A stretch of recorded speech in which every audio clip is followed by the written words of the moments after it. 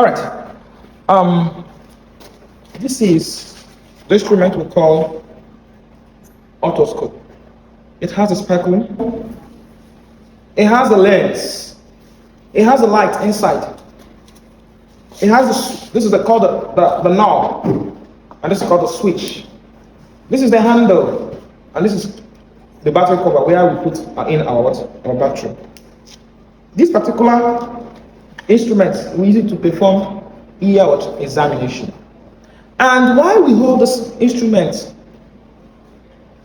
When you want to examine the right hand, the right ear, you use the right hand. That is why I gave those people full mark. When you want to examine the left ear, you use the left hand. And why we hold it this way? So that it will stabilize. Some otoscopes, this person can pull out while you are struggling with the patient. That is why you use this hand to guard it very strong.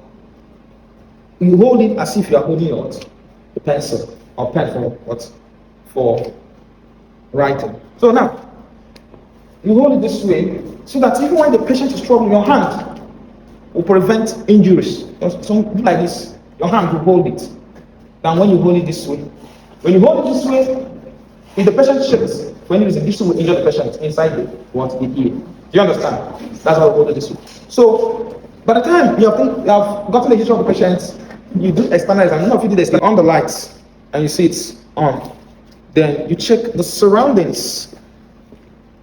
You check the surroundings of the ear for dates. I can see scoriation on his ear, wounds and all of that. You do that.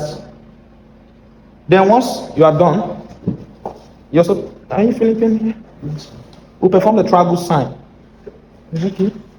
Then you do what? You clean and put in the receiver. Then you go into the ear with your knuckle on the cheeks. Even if this guy moves his face anyhow, my hand will hold him. Unlike, just as we are holding it this way, and he shifts, this one will damage his ear. Do you understand? So we put it this way to give protection, so that it doesn't injure himself, should in case the thing startles him anyhow. So once you have, then you pull the ear outward, downward. Examine the ear. What are we looking for? We're looking out for wax impaction. We're looking out for foreign bodies. We're looking out for perforated eardrum and all of that. So we look at the surroundings.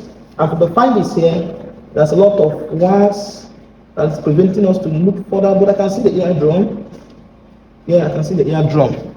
You know? Keep going inside. Alright.